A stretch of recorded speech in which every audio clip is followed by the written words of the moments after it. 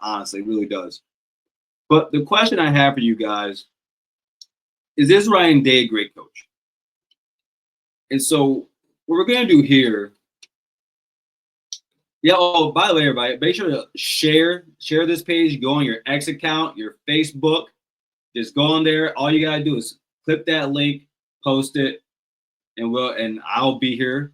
You guys will be here. It'll be a fun Buckeye party as it always is. So, is Ryan Day great?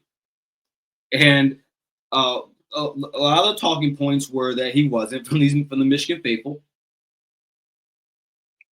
Excuse me. And I asked why. I was met with he didn't build anything. Okay.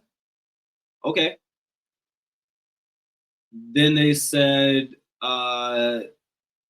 his rivalry record, which I heard from some Buckeye fans, but a lot of the people also. Also, he just isn't great.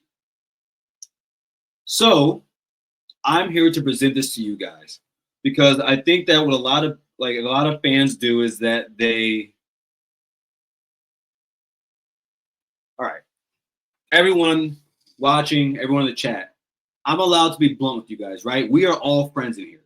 So when I say these things about our fan base, I promise you, it is coming from a good place and a heartfelt place and an honest place.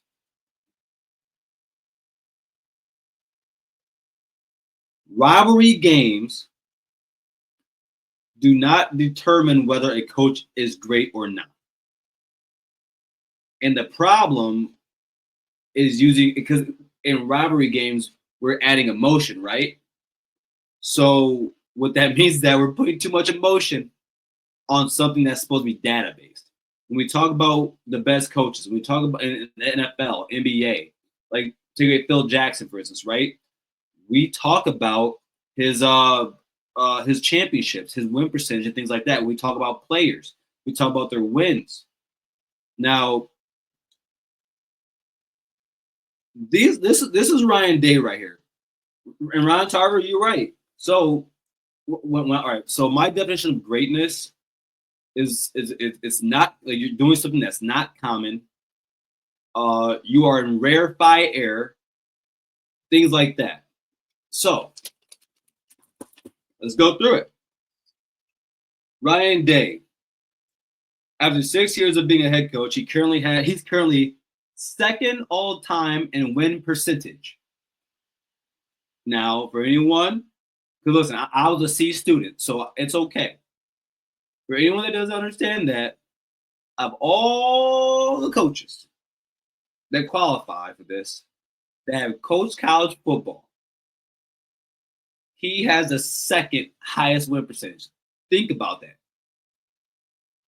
He's 1-1 in championship games, 1-1 in regular bowl games, 5-3 in the playoffs, 70-10 overall. Has a Big Ten championship, so he has a conference championship, and he's 8-5 against the top 10.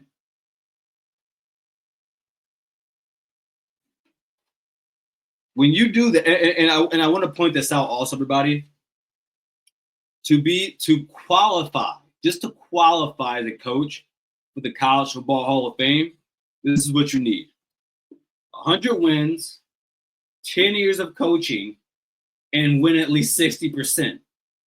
That's it, 60%. Ryan Day is much more than 60%. Ryan Day is basically 3 years away from getting the 100 wins or both. And then Ryan Day's already said he wants to stay here for a very long time. He's at year 6. So those are the base qualifications you need. Once he already has the championship, he's going to the Hall of Fame. So what else do you need to know to make someone great? And here's my thing, right? And I brought it because people said, well, there's context, okay? And they say, all right, well, like Jim Harbaugh had to build something. And I said, I can see that. I can see that Jim Harbaugh is great for having to rebuild that program and then he won a championship. I'm not going to take that. I think Jim Harbaugh's a great college coach. But again, context matters, and that's his context. Now, let's bring it to Ryan Day. First-time head coach at Ohio State. I don't give a damn where you go. If you are a first-time head coach at Ohio State, Michigan like Sherrone Moore, a Texas, a Miami, an Alabama, that is not an easy job. Being a first-time head coach at Ohio State is not an easy job. Now, think about this. One of my favorite quotes of all time is, "It's not easy to be the guy that's after the guy." He's coming after Urban Meyer. After Urban. So for him, dude, it's like, dude, in all reality, you got a couple years. That is not easy to do.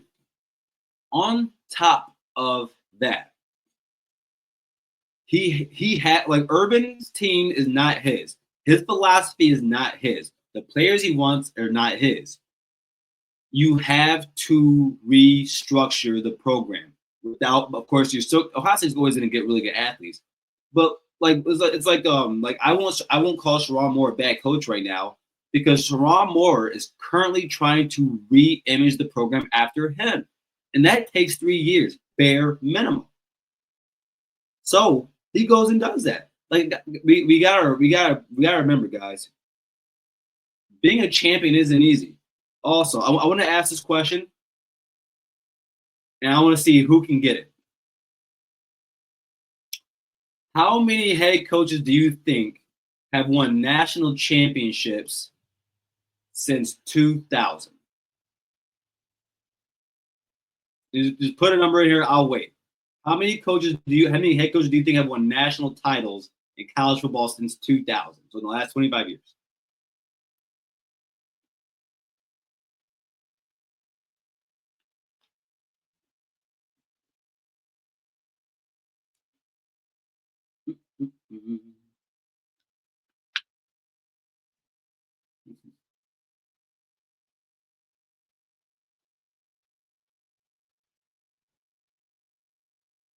You guys must be behind, man. I'm waiting for these numbers. Yeah, how many coaches?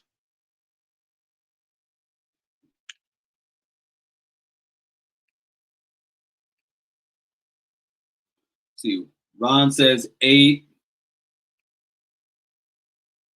Diane says 13. Okay. Only in Connecticut, this is where we are.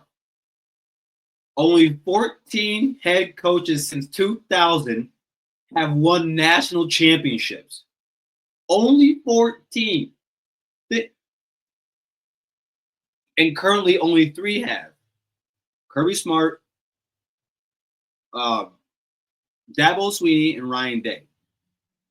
It's not easy to win a national championship. It is not easy. And so that's why I say, guys, like, when we talk about who's great, we can't put too much emphasis on the rivalry games. And I mean that for everybody, because that doesn't determine whether you are a great coach or not. Right? So like let's take away Georgia Tech and Tennessee, because they've had some down years and they weren't big dogs. Because since Ryan Day has been in Ohio State, Michigan has been a big dog.